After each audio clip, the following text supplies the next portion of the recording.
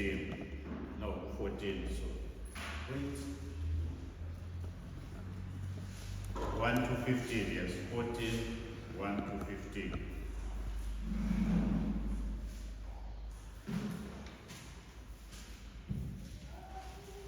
John chapter 14, verses 1 to 15.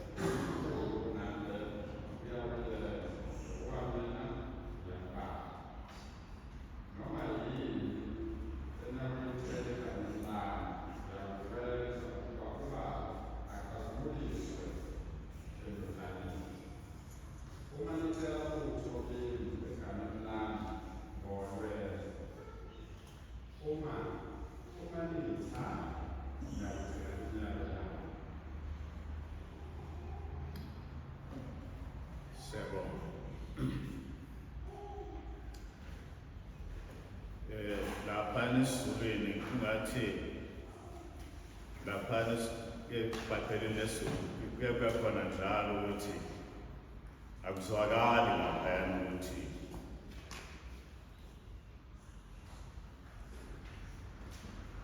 ekhaya verse 2 ekhaya likababa kukhona izinto eziningi. Uma bekungenjalo bengiyakutshela ukuthi ngiyakulungisela indawo. It doesn't make sense at all. So in order to make sense, put a question mark at the name. Then it sounds better. It gives some sense. Ukuthi ekhaya likababa kukhona izinto eziningi. Uma bekungenjalo bengiyakutshela ukuthi ngiyakulungisela indawo na. Uma bekungenjalo ngiyakutshela ukuthi ngiyakulungisela indawo na. Kunombuzo loyo ukuthi kuma-manuscript ezincwadini zokuqala ama-originals uyothola ukuthi kwesinye isikhathi ama-punctuation marks ayengabikho akhombisa kahle ukuthi what is this. This was a question ukuthi ngiyakulungisela indawo. Ukuba bekungenjalo ngiyakutshela ukuthi ngiyakulungisela indawo na. Okay.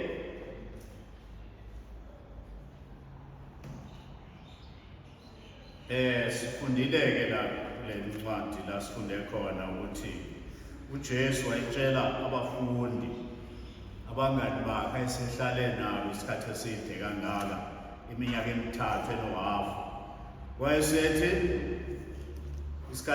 isikhashana nje esincane ningabusangibona uma ufunda lapho kuJohane 13:33 khona lapho ngenza nje uthi niyakufuna njengoba ngasho maJuda manje ngiyasho nakini ukuthi lapho ngiyakhona ngeke nifike khona osifundele lapho kwelesizulu 13:33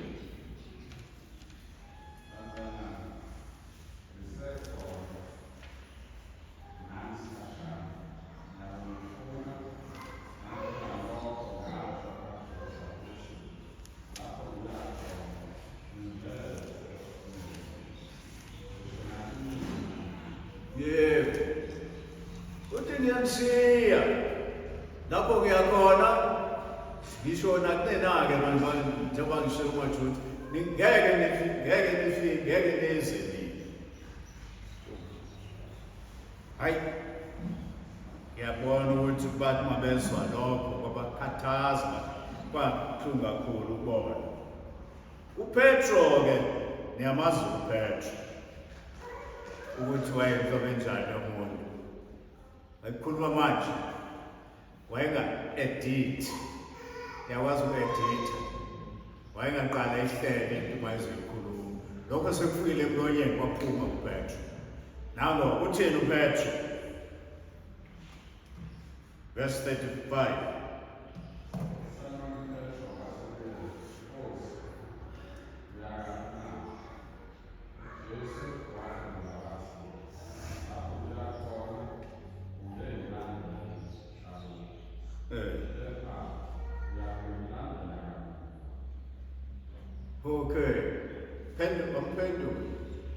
Petro engasichithi isikhathi wayenombuza manje uthi-ke la ngiyakhona ngeke ufike wena kodwa ngiyolandela kamuntu uverse 36 uthini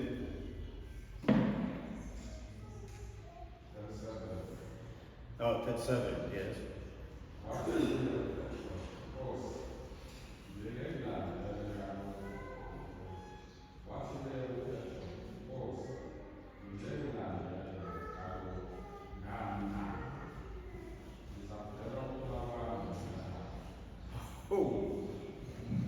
manje yini lekhona kulabantu ukuthi uJesu uma ethi uyahamba uyabashiya kwakukhona lokhu ukuthi ngoba eke washo laphayana niyakhumbula lapha sifunda ukuthi ethi umalusi olungileyo uthi umalusi olungileyo uthane udela ukuphila kwakhe ngenxa yezimvu zabo manje uPetro uthatha ukuletha kuye lokhu kusho sekuyikho usesho yena-ke manje yabona mina Petro ngizodela ukuphila kwami ngenxa yawo nawe uyakhona ngiyanawe ngizodela ukuphila kwami ngenxa yawo uthi uJesu angama wabakhona ukuhleka yini uyozosetele kwabo uthini wena Petro uzodela ukuphila kwakho ngenxa yami uthini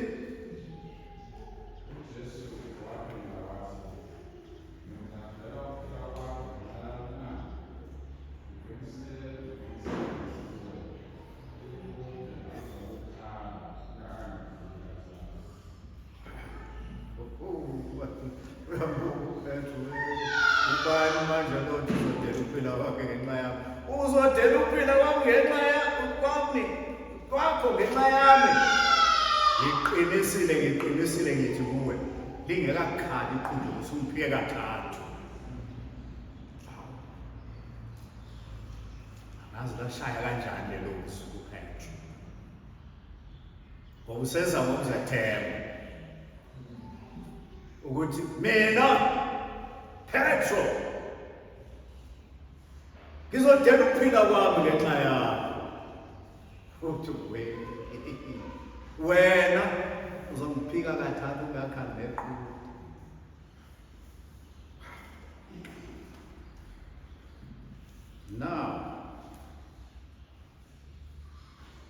indaba yokwehlukanisa-ke izahluko into eyenziwa namuhla. Kwakungekho sahluko, ihlangene le ndaba umuza chapter 14 verse 1. Usaqhubeka uJesu yakhuluma. Kusho ukuthi wathi uma esekhulumile, kwaba khona, I think something happened, khona ayibona kubafundi bakhe ebusweni babo ukuthi konakala. Angazi kangakanani kumphethe uma esezwa ukuthi ngizethemba kanganje ithi inkosi uzoyiphika kathathu. Sezothi-ke verse 14, verse 1 chapter 14, uyabaduduza abafundi bakhe naphaya. Ngibuka kanjalo uyabaduduza kule nto ayibonayo manje, wanika induduzo. Uthini? Inhliziyo yenu mayingakhathazeki. Inhliziyo yenu mayingakhathazeki. Nikholwa kuBaba, kholwani naye. In fact, laphayana kuthiwa kholwane uNkulunkulu nikhole naye. Uma kubhekisiswa lapha engathi ukuthi wayethi nikholwa kuNkulunkulu, kholwani naye. Babevele khona kuNkulunkulu, nikholwa kuNkulunkulu, kholwani naye.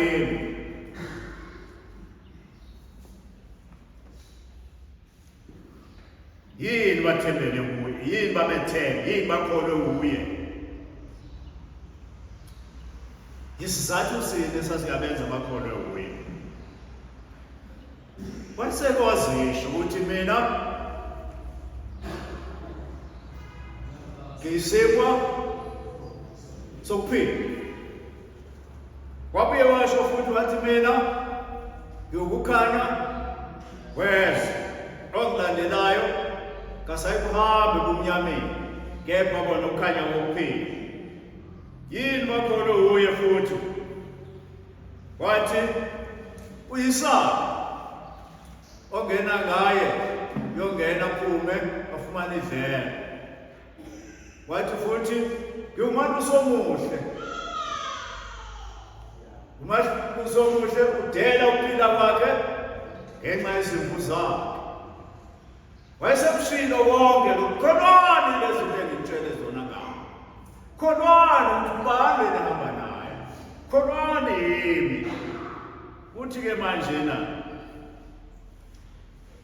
kukhona okunye futhi ayisanda kwenza abakubukele kwenza okwabakukhulu kunabo bonke, ukubiza umuntu osefe izinsuku eziwu-4 ethuneni, ambiza Lazaro, phuma.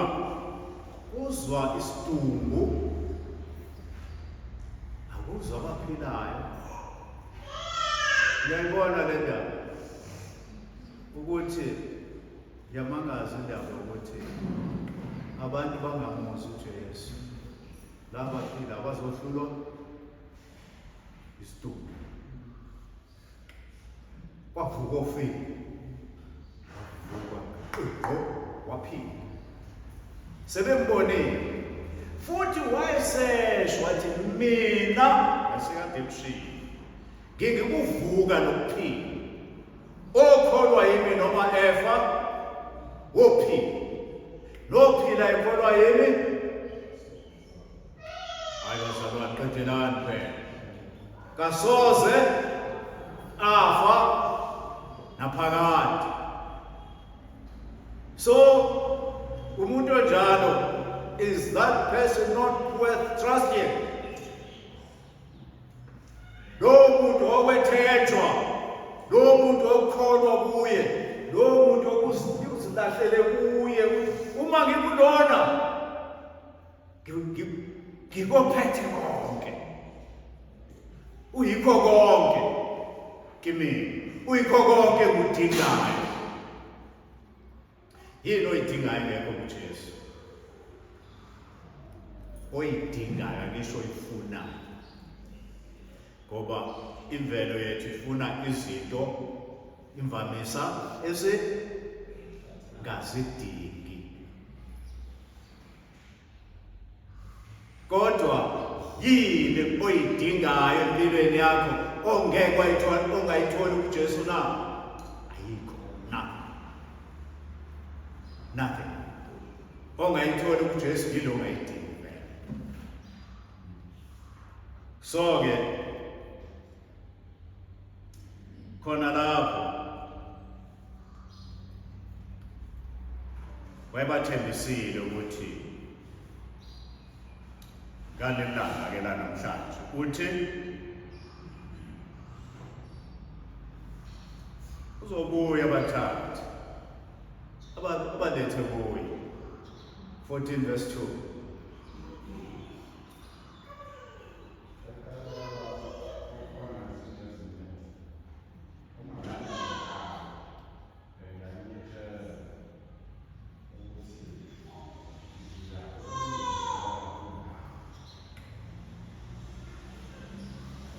Right there.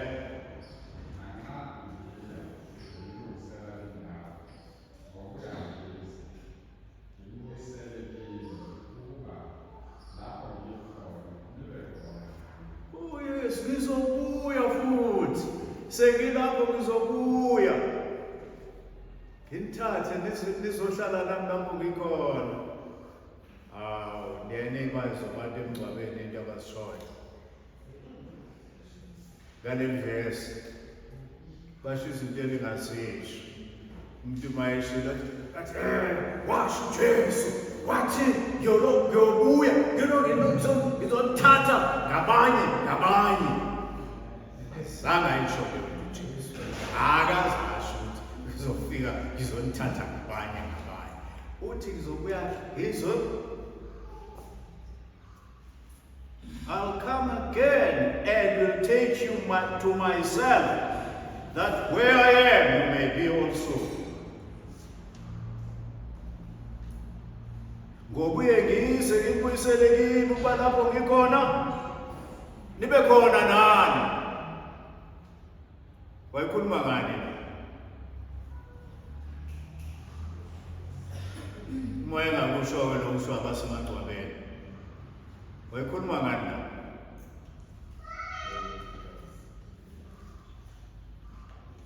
Angizwanga.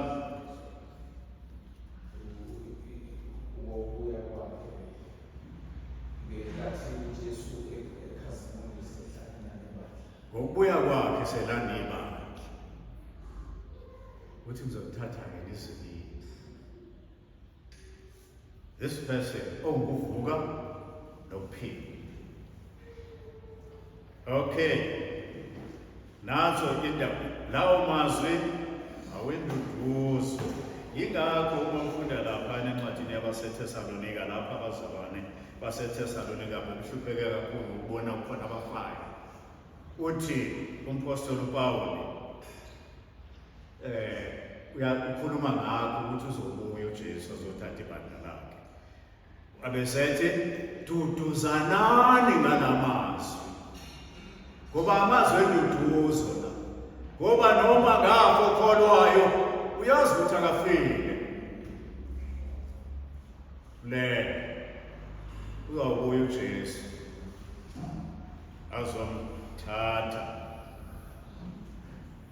ezekhaya kanye nabo bonke abangcwele.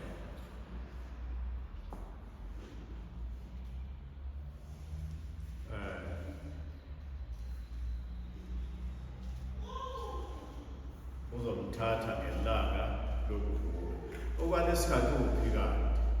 Uma kanti usalindelwe lelo langa elanini Nkosi yami. Uyobuya nini uJesu azobavusa abangcwele abafayo befele enkosini. Okwalesikhathi bakuphi? Ake ngimtshele ozalwane, ake ngimtshele.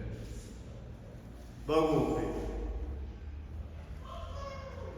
Kade sibangcwaba abangcwele kulezi insuku nje ezidlulile kusukela kulo nyaka odlule nje singcwaba befundisi besingcwaba abazalwane lapha nalapha yana. Hey, phele lo nyaka singcwaba nje. Okunye bazalwane mhlawumbe kukhona abamaziyo uMrs Moyo. Mrs Moyo gogo wasemlazi.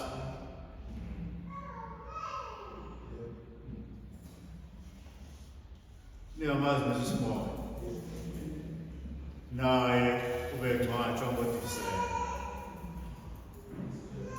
Kuye kwaba buhlungu mangizwa ukuthi abazange basitshela abazalwane ukuthi nangu Mrs Moyo ushonile uyangcwatshwa. Bonke-ke labo ngitsheleni bazalwane baphuka manje pho kwenzakalani makethi uJesu ngizobuya akakabuyi baphi-ke manje ngizonithatha nizoyeni.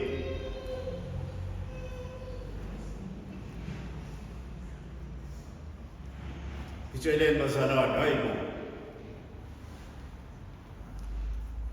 ngitsheleni ba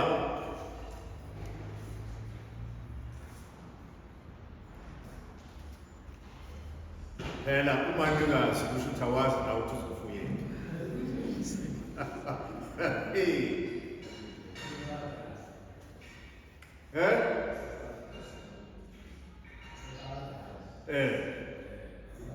Kukhona abantu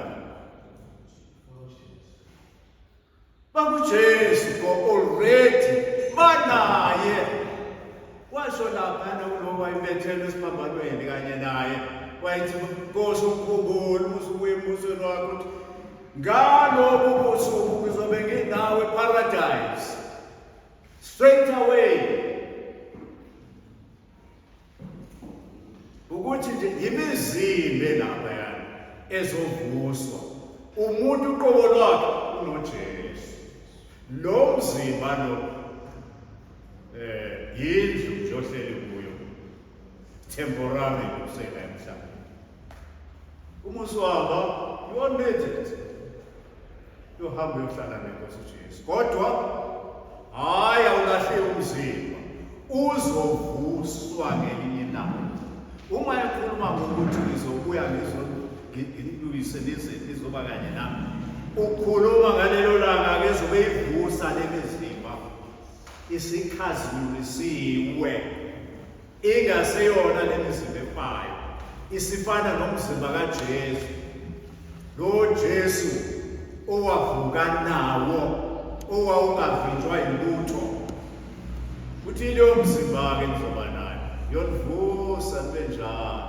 Usho njalo kulabafundi.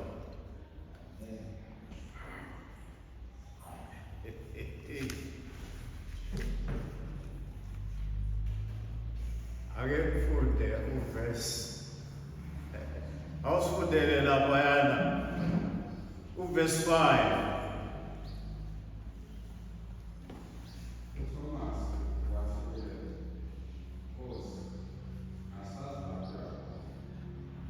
Awuqala uverse 4.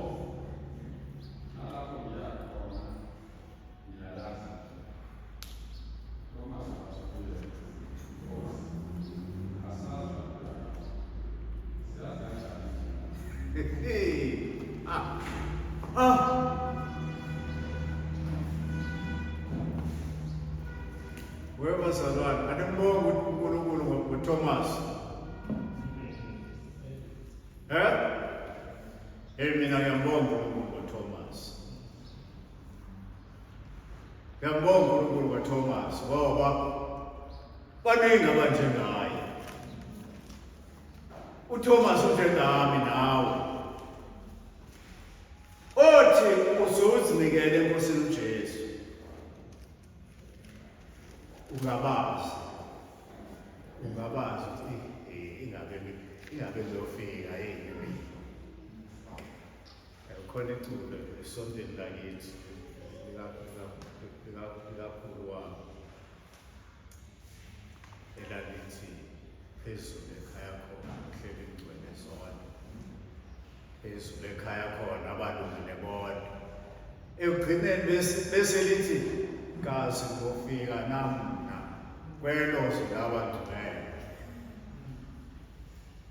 Wow, lo muntu okholwayo usazibuza ukuthi ingabe abangcwele usangabaza. This is Thomas. Yilo sifana naye nathi. Uthi usuzinikele enkosini. Uma umuntu ebuza ukuthi uma ufana uyaphi?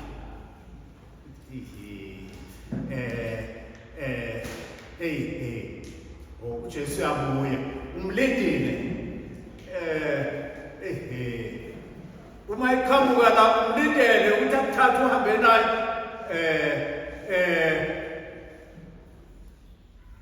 Uyena ngempela. Uthi uThomas asiyazi asikwazi la uyakhona. Tsho njalo. Nendlela siyazi. Yo. Asazi lapho uyakhona nendlela siyazi. Uyayazi indlela eyezulwini. Uyayazi indlela. Ayizoyazi namhlanje. Uyayazi indlela eyezulwini. Uyayazi.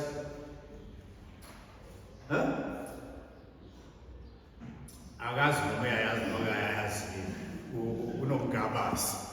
Wena uyayazi indlela eyezulwini. Cha. Yebo. Awuyazi. Uyayazi indlela eyezulwini. Uzwa yena manje.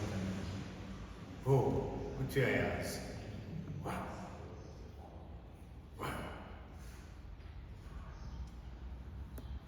Uyayazi indlela eyezulwini.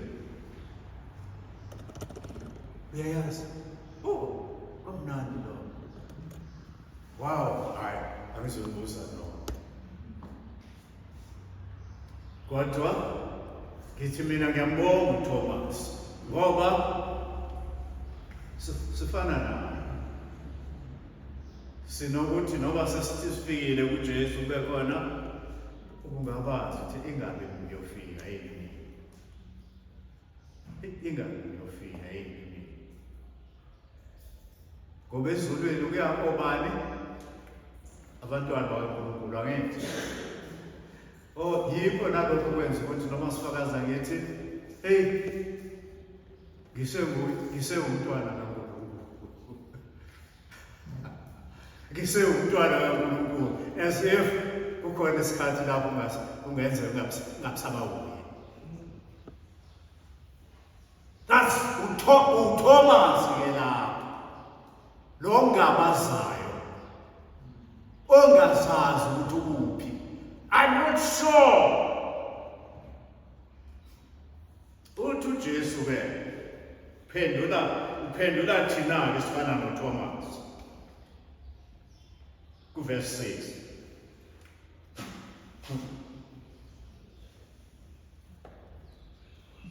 Asifunde. Jesu wathi kuye, mina ngiyindlela neqiniso nokuphila. Akakho oza kuBaba ngaphandle kwami. This man has spent 3.5 years ehamba nabo bayibona impilo yakhe. Bakubona konke ayikho. 3.5 years. Akungabaseki impilo yakhe ukuthi akukho umuntu ofana naye la kumhlaba. Akekho ofana naye. Kwasho ngisho amasosha ukuthi akayobamba ayithunywe noma kungama security ayithunywe abaFarisi ukuthi awumbamba. Athe buya angabuya nabo. Bathi limshile. Athi asikaze simuzwe umuntu okhuluma njengalo. Akukaze kube khona umuntu okhuluma njengalo. So uthi mina ngindlela neqiniso nokuphila. Akekho zakuBaba ngaphandle kwami. There is no way ukuthi ungeza kuNkulunkulu ngaphandle kwenkosi uJesu. Izinto abazenzayo abantu. Asonde madoda. Ayasonde. Asonde. Futhi esontweni siyabalibazisa abantu ngemikhuba yethu yamasonto ethu. Hayi asho ukuthi hayi sengenziwe lokhu nalokhu sengidlule kuzo zonke lezo zinto sengiyilunga eligcwele. Uthe uJesu akekho ozakubaba engelona ilunga eligcwele lesonto. Usho njalo. Show me a verse esho njalo. Akekho ozakubaba engelona ilunga eligcwele esontweni. Akekho zakubaba ngaphandle kwami. Yebo, uJesu washo ukuthi abakholwayo babhaphathizwe egameni kaYise nelendodana kaMoya Oyingcwele. Umbhaphathizo wamanzi usungumfanekiso we-actual baptism. Ibaptism yangempela ikaMoya Oyingcwele. Ngenkathi uvuma, ukholwa ngenhliziyo, uvuma ngomlomo wakho ukuthi uJesu uyinkosi, uyasindiswa. And uMoya Oyingcwele uyakubhaphathiza akufake emsindeni wenkosi uJesu. That's baptism of the Holy Spirit. When you come to the Lord Jesus Christ, ngenhliziyo yakho yonke. Ngisho ungafa ungekabhaphathizwa lokwamanzi ungumfanekiso, akusho lutho. Abanye abantu lapha eTestament laphana eKorinte babenza umkhuba njengawazi babewuthatha ukuthi uma umuntu efe engabhaphathisiwe kube khona ababhaphathiselwa lowo oshonile ukuthi why umfanekiso lo, the real baptism yilenze kuzikele Nkosi uJesu. Engakusho futhi by the way ababe baningi abantu engibabhaphathizile mina abangazali inkosi uJesu engengishaya uvalo ukuthi hayi uNkosi ngasenza isono ngenxa yokuthi angaboni ngoba phela uzwa umuntu esho uyambuza ukuthi uyakholwa ukuthi uJesu uyinkosi, uyavuma ngenhliziyo ukuthi uJesu uyinkosi. Yebo ngiyakholwa ngoba nakho uyavuma ngiyabhaphathisa egameni likaYise nelendodana nelikaMoya Oyingcwele. Ayike senze thina njengabanye abathi ngiyabhaphathisa egameni likaYise emanzini nelendodana emanzini nelikaMoya Oyingcwele emanzini. Cha kanye ngoba umuntu oyedwa. Ngisho ukuthi ngibabhaphathizile bazalwane abahedile. Niyezwa? Yebo. Ngibabhaphathizile abahedile. Ngomunye wabafundisa ababhaphathize abahedile. Ahambe esikhohlisa athi umzalwane ubanako ababhaphathizwe. Khohlwa! Ayikwenzi lutho leyo nto, manzi awenzi lutho. Real baptism, i-baptism kaMoya Oyingcwele. Umuntu who has been convicted by the Holy Spirit, wezi ukuthi ngiyisona esidinga uJesu. Washo sinikele enkosini uJesu wathi nami mina Nkosi, ngiyavuma thatha impilo yami bengeyakho, angisafuni ukuphila impilo ethandwa yimi. Nabo umntwana kaNkulunkulu. Uyena-ke loyo-ke usendleleni yaphezulu.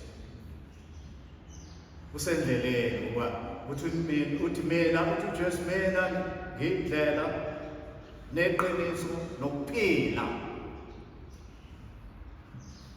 Ngiyahamba ngisendleleni, ngihamba kuJesu, ngihamba ngikuye. Uthi umpostoli uPawulu ebhalela ibandla laseKolose, njengalokhu namamkela uKristu Jesu Nkosi, hambani nikuye, nakhelwe, nigxilile. Hamba ukuye. Kama asho enye indoda yathi hayi mina sengizivele Nkosi uJesu hayi futhi akuboni ukuthi khona okunye okube kubusuku sekuyona ngiyakutshela kwahamba yaphuma la ebandleni idelelile sasingekho abengekho abefundisi umfundisi wayengekho namalendasi athi wasukuma la ebandleni wadelela kanti siyahamba shiba ihlangana naye ngelinye ilanga ugqizi ufake isiphande angixoxela ukuthi ngamchawo ngathi futhi wayefaka isandla esikahle wa-right ngamxola ngasibambisisa ngambamba ngasidedela sihamba nonkosikazi ethi hey akubheka akabona ukuthi ngikhombayo ithi bheka la ngithi akusibani bani sewabanje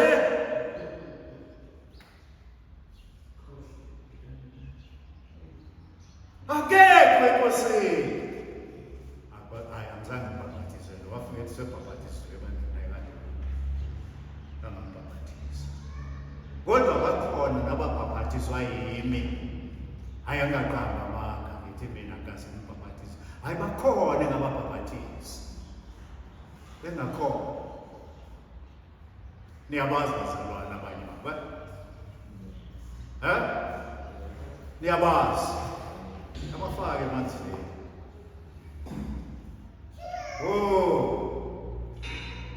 abantu balibale izinto zesono bengabhekile umuntu the person Inkosi uJesu ohamba nawe okwaziyo noma kuphi na ukuthi mina ngendlela neqiniso ukuye uhlala kuphi eqinisweni akahlale emangeni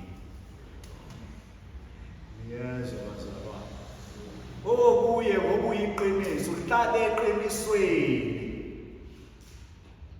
futhi uyaphila phakade letha lona izifo ezifikayo ngagula impela uthole ukuthi wena uphila ngokuqemana ugula udlula lona esibhedlela ukwazi kanenkosi ugula hayi umzimba wena umphefumulo umoya uthi mina ngiyindlela neqiniso lokuphila akekho ozababa ngaphandle kwayo yayibona indaba enjengale so utshelile indlela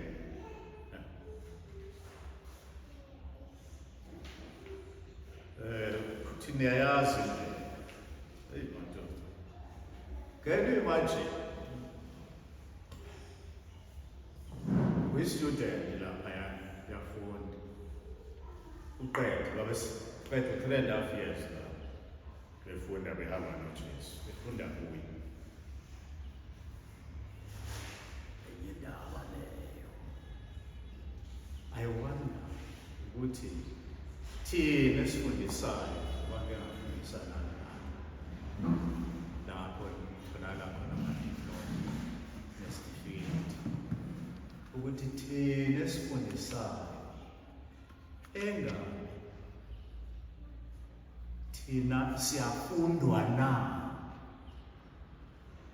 engaba befunda thina basibona siyilento kufanele babe yona na abafundi engabe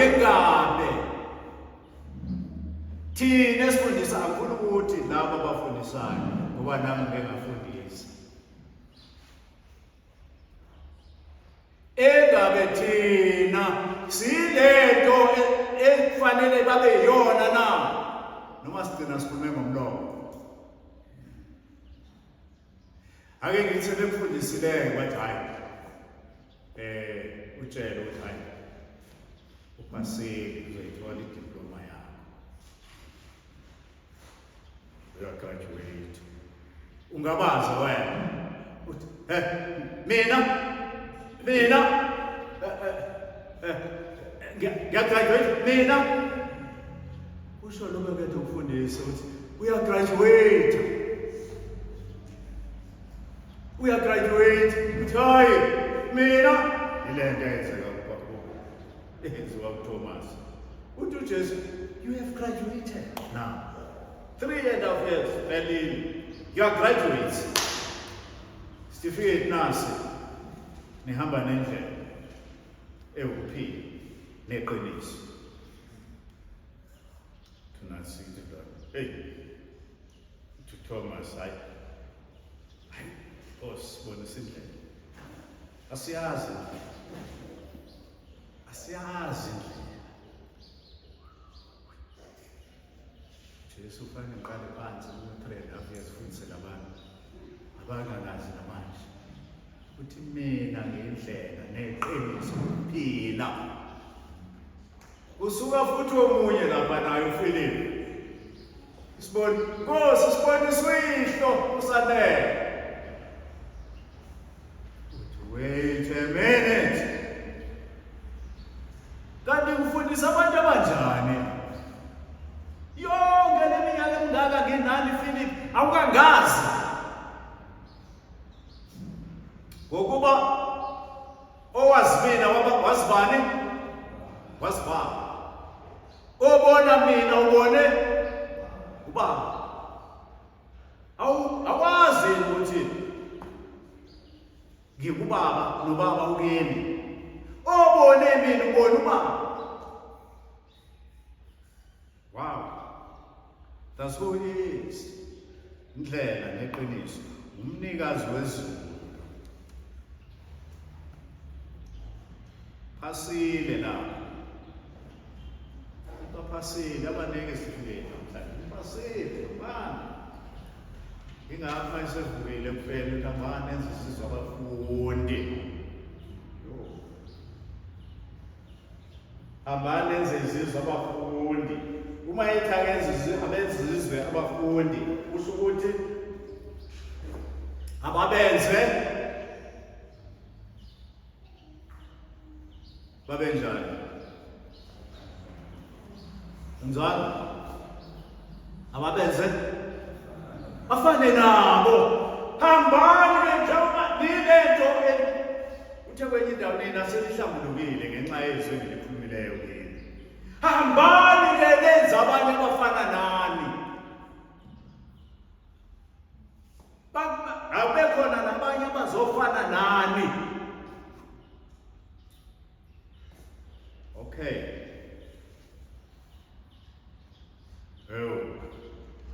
Babe bangaka abafundi bakaJesu konje bazalwane? Babe u-12. Baphasa bangaki? Baphasa abawu-11. Wa-drop out oyedwa. Drop out.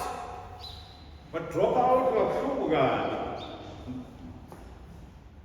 Wa-drop out ngendlela ebuhlungu.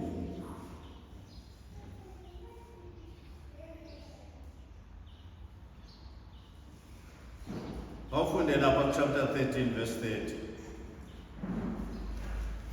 Khulunywa ngaye lo omunye umfundi lapha. Uthe esekuthathile ucele waphuma ngesimane kwakusebusuku. uJesu wayesemnikeza ucezu lesinkwa. Uma emnikeza ucezu lesinkwa kusho ukuthi ngiyakuthanda. Kwakuyindlela yokukhombisa ukumthanda. Ngiyakuthanda. Waluthatha ucezu uma nandaba nocezu ongibika lona mina. Phumela phansi. Kwakusebusuku. Phindele kumnyameni. Uhamba noJesu empeleni ushilo uJesu lapho uthi anginikhethanga yini leli 12 kanti phakathi kwenu Ukhona bani? uSathane. Phakathi kwenu ukhona uSathane. Ilapho avela khona. Nangu uSathane. Sihamba nje sihamba naye kanti sihamba noSathane lapha kanti wakusebusuku. Uyena yedwa owazifaka ekulahlweni kwaphakade. Wathi uJesu uma ekhuluma naye, kabe kungcono kwayinazalwa. Ya, Tungo, ukwenqaba lo malusi olungileyo, ukwenqaba uJesu kaMamukela uJesu, wenqaba indlela yokuphela kwayo, wenqaba iqiniso, wenqaba ukuphila.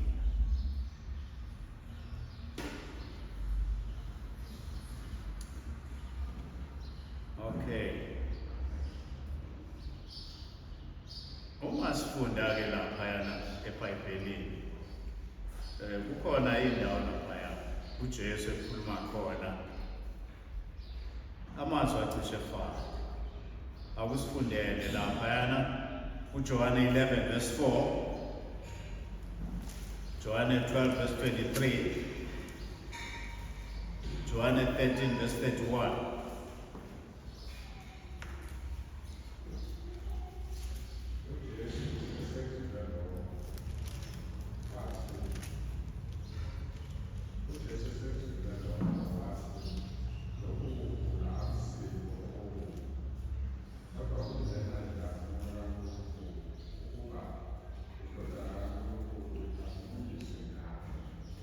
Uthi lokugula kuka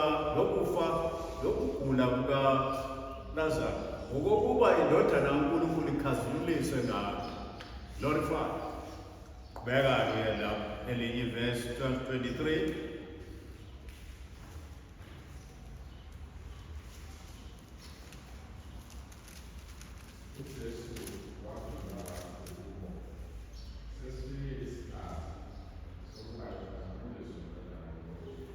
Sesifike isikhathi sokukhazulisa indodana kaNkulunkulu. Lapho wayisho ngoba kwakufika abezizwe bethi bafuna ukubona uJesu. Umuntu wezizwe uzabona uJesu, wayezombona through indlela ekuyona yona yodwa. Nowezizwe, umJuda nowezizwe, fikile uJesu endlela. Uthi, sesifikile isikhathi sokuthi ikhazulisa indodana yomuntu. Qhubeka. Funde linye 13:31.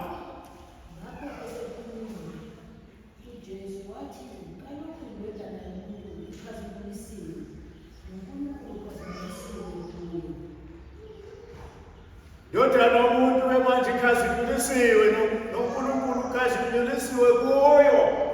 Wayekhuluma ngani ekhuluma ngenkazimulo? Wayekhuluma ngenkazimulo Jesu, inkazimulo. Lenkazimulo iqhamuka ekufeni. Ukhuluma ngokufana, ukuthi ukufa kwakhe kuyinkazimulo. Ngoba it's through his death lapho inkazimulo kaNkulunkulu iza kumuntu. Ukufa kwenkosi uJesu kwadingeka afe, kwadingeka athwale isiphambano, kwadingeka athwale ihlazo, kwadingeka uJesuswe yena. Ngenxa yezono zakho siyapha zonke lezo zono wazenza zabalelwa kuye. Ukufa kwakhe esiphambanweni, that was glory.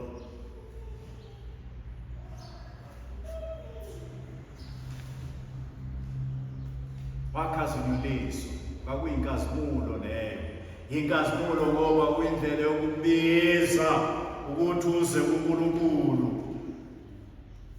hlanganyele enkazimulweni kaNkulunkulu nawe.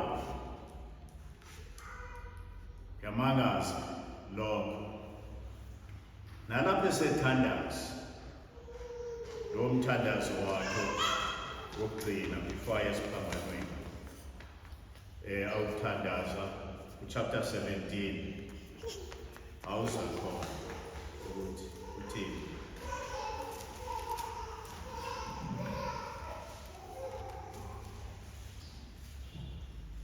Usaya esiphambanweni. Chapter 17.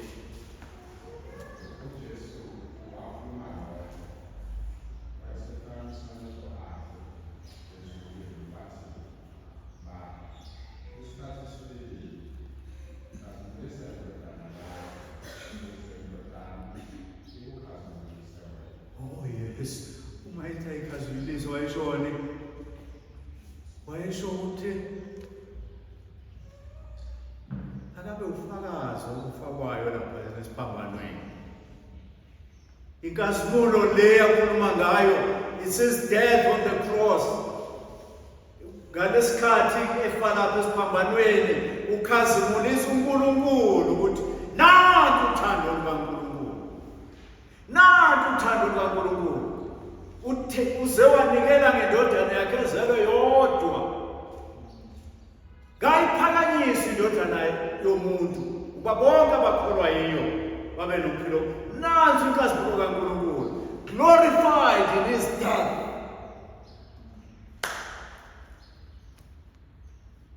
Ngoba it's only through his death lapho singakwazi ukusondela kuye. Forget it ukuthi ungeza ungakholwa ukuthi mayefa wafela izono zakho.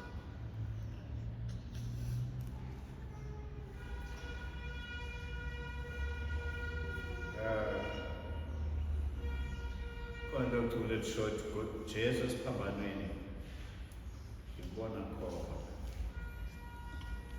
lapho lapho mayefa lapho wayithola izono zakho, wayithola zakho. You can only receive that forgiveness of sin ngokumvuma yena ngeqiniso.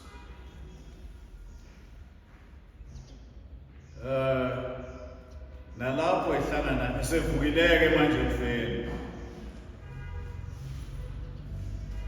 Uhlangana nala madoda eMaus. Nawe kubona ayidangele ububi impela. Akamazi ukusevukile ufile. Ayakhuluma kubuhlungu. Uma esemtshela ukuthi yini le waphethe kabi engaboni ukuba kukhuluma naye. Uthi yena mabemtshela bethi akezwanga yena ukubulawa kaJesu kanjani indoda ebethemba ukuthi izokhulula uIsrayeli. Uthini uJesu mayesephendula? Luka 24 verse 25.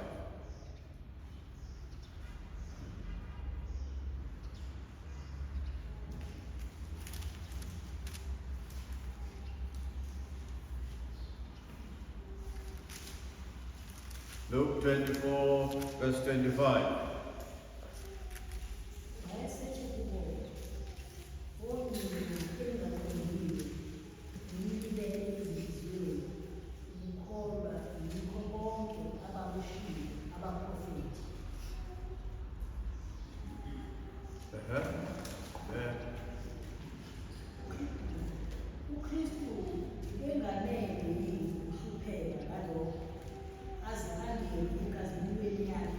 Oh yes, bemelwe ukuhlupheka ukuze angene enkazimulweni yakhe. Ungena kuyona through suffering, through his death. Yes.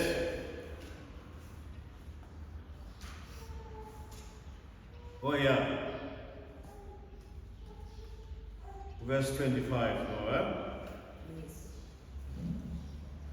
And he said to them, O foolish ones, and slow of heart to believe all that the prophets have spoken.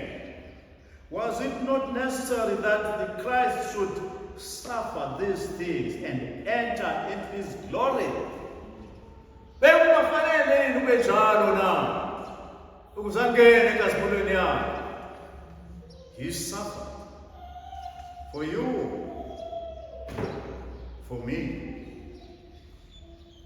Wahlupheka.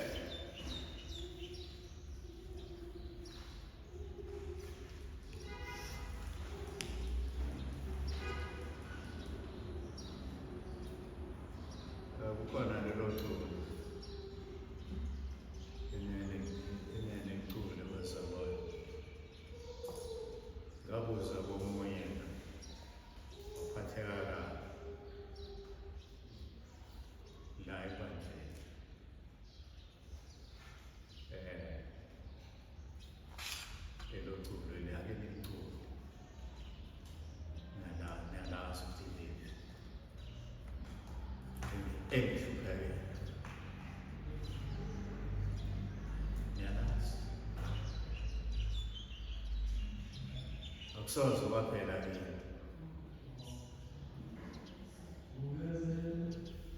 Akusoze kwaphela kini.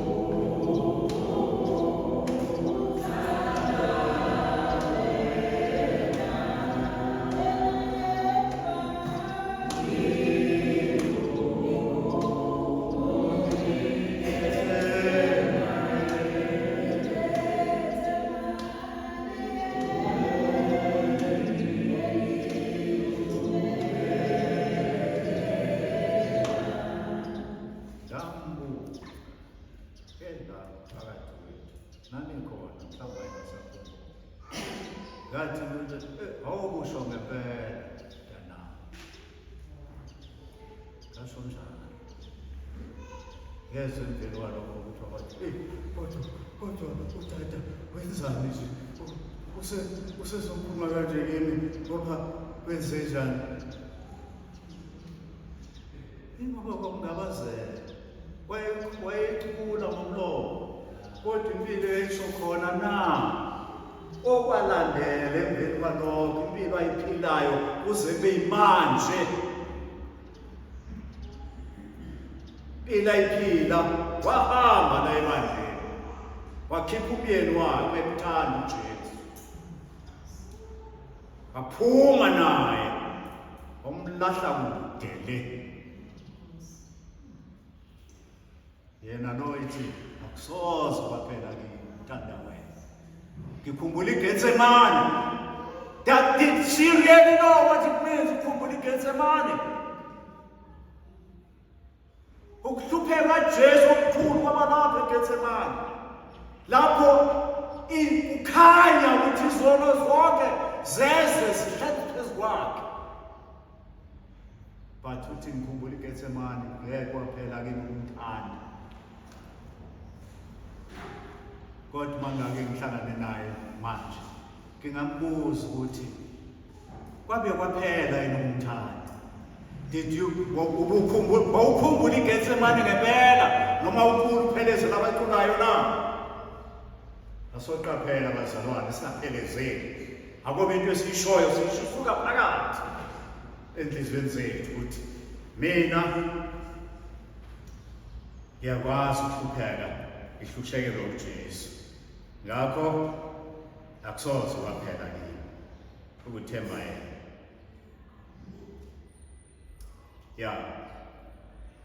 Umbhalo wamaHebheru 2:10 khona akushoyo othi uzifundela nangesi, for it was fitting for him, for whom are all things, in bringing many sons to glory, to perfect the author of their salvation through sufferings.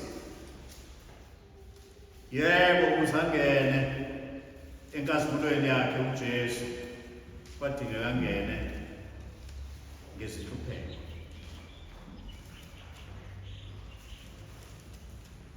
Kuyona leyo ncwadi yamaHebheru ubizwa ukuthi umqalisi nomphelelisi ukholwa kwethu. That's who he is. Indlela neqiniso nokuphila. Awusifundele lesizulu lawo mazwi bethu. Ukuba kwakufanele okukhona konke ngenxa yakhe, ukukhona konke ngayo, ukuba lapho eyisa amadodana amaningi enkazimulweni, amphelelise ngezinhlupheko yena oyinkosi yokusindiswa kwabo. Ngakho-ke bazalwane, lo Jesu yinto nje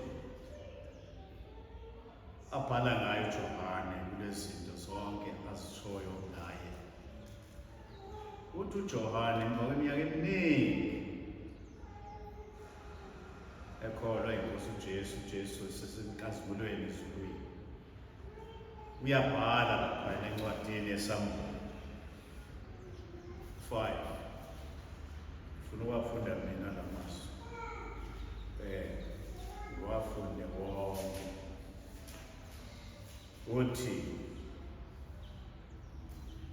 Uthi Samuel 5 verse 6 kuya ku-14, funda khona ngesizulu.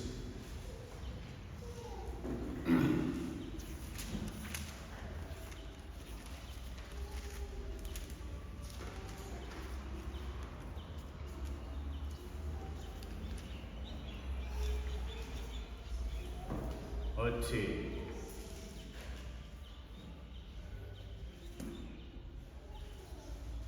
ngase ngibona ngaphakathi kwesitalo sobukhosi nezidalwa ezine nangaphakathi kwamalungu kumi iwundlu kungathi lihlatshiwe, linezinkondo eziyisikhombisa namehlo ayisikhombisa angomoya abayisikhombisa bakaNkulunkulu abathunyelwe emhlabeni wonke.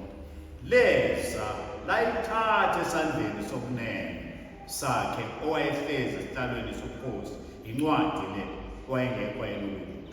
Uthe seliyithabathile incwadi, izidalwa ezine namalunga angama-24 awa phansi phambi kwewundlu. Kuyilelo nalelo linehabhu nezitsha zegolide zigcwele impepho eyimikhuleko yabangcwele. Ahlabelela igama elisha athi, kufanele wena uyithabatha incwadi nokuvula izimpawu zayo, ngokuba wahlatshwa wabathengela uNkulunkulu ngegazi lakho abavela kuyo yonke imindeni nezilimi nabantu nezizwe. Wabenza babe ngumbuso nabapristi bakaNkulunkulu, nabapristi kuNkulunkulu wethu, babuse emhlabeni.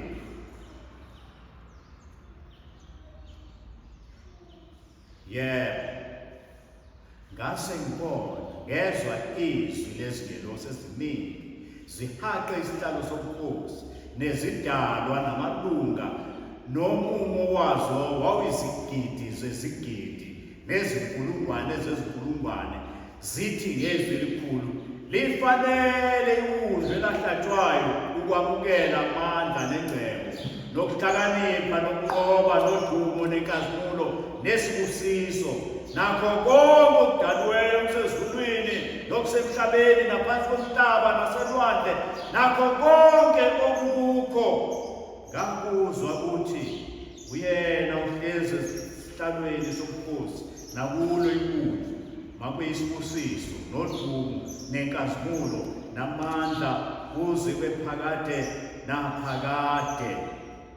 Ngezwa nezidalwa ezine zathi amen, namalunga awaphansi akhuleka. He is worthy of our worship. Bazalwane, he is worthy of our worship. Udunyiswa izulu lonke, udunyiswa izidalo zonke zezulu. How much more thina esikhululiwe sakhishwa ezonweni? Do we worship the Lord? Do we worship the Lord? Ake sikhuleke. Angakhulekwa yedwa noma sikhuleke sonke. Uma inhliziyo yakho ithi worship the Lord, khuleka, mtshele lokho ukufuna ukukusho kuyena uJesu.